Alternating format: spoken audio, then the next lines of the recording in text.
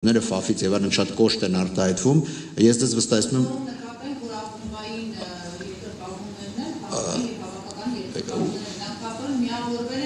ուրեմն ես դες ասեմ, որ մասնավոր զրույցներ լինեն ֆաֆի որոշ անդամներ, իրանք շատ լավ կարտահայտվեն իմ մասին, մասնավոր զրույցներում, ես դες վստահեցնում եմ, հանգիստ կարող եք նման մարդկանց գտնել։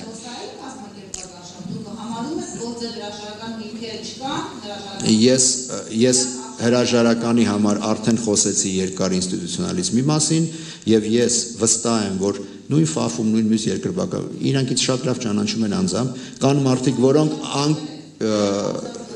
այդ ձեզ կարող է ասում են, բայց որ մի քիչ ավելի անկեղծ խոսեն, իրենք շատ ավելի շատ բան կասեն։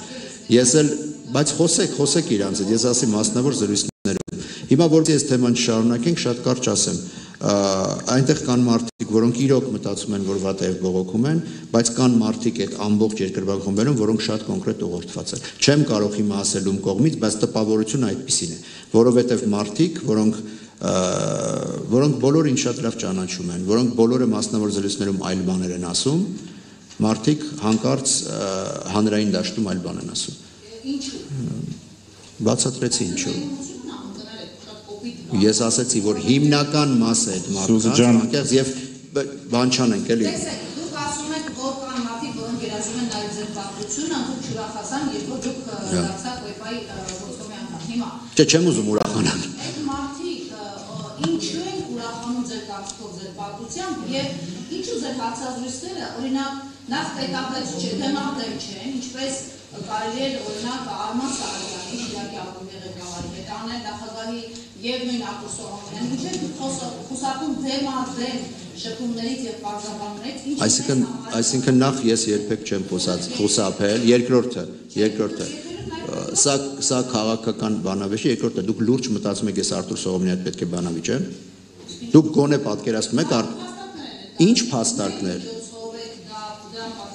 Պարոն Նիկոլոսյան, եթե դուք ունեիք պատասխանը Արտուր Սողոմոնյան, եթե մի երկու բառ ասեք, որ մենք հասկանանք։ Դուք ասեցիք Արման Սահակյան։ Արման Սահակյանը հանրային հեռուստաընկերության կեսերում ծավալ այդ հարցազրույց եւ շատ հանգամանորեն Պետրոս Ղաջարյանին բացատրում է այդ հեռուստադիտողի ձեր սխալները, ձեր ձախողումները եւ հետո մենք ձեր հարցազրույցը պատասխան տեսանք եւ դուք ըստ էության գնահատական եք համարում, այսինքն սուբյեկտիվ տեսնում, այլ ոչ թե փաստարկված խոսքը դուք պատասխան չունեք։ Հիմա մենք նաեւ քիչ ֆուտբոլի հասկացողներս սպասում ենք, որ պիտի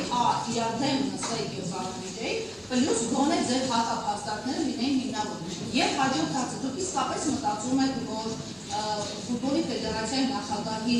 գուցե նաեւ փոխնախագահի պաշտոնը իսկապես քաղաքականությանը դժվար կապ չունի, եթե դա քաղաքականության կապ չունի եւ դուք Փաշինյանի համար ցանկալի մարդիկ չլինեիք, այսքանից հետո կշարունակեիք պաշտոնավարել եւ հենց ի սկզբանե ձեր ընտրությունը, արդյոք հենց Փաշինյանի համար հարմար մարդիկ լինելը չէ։ Ես ուղղակի խորհուրդ կտամ դուք խոսեք մեր ակումբների հետ, որոնք մեզ ձայն են տվել։ Մարզային ակումբների, խնդրում եմ, ուղղակի մի քանի համար ձեզ կտամ, ուզում եք 10-15 համար, որ չասեք, որ ընտրով եղե, եւ ուղղակի իրեն զանգեք հարցրեք։ Արդյոք իրենք, որովհետեւ խնդիրն է, որ դուք չեք ուզում խոսեք,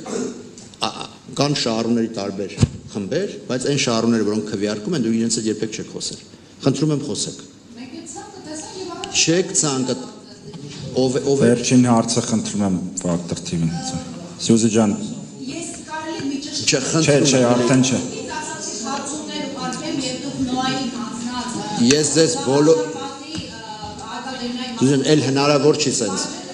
Սյուզի ջան թույլ կտակ վերջին հարցը տան, հետո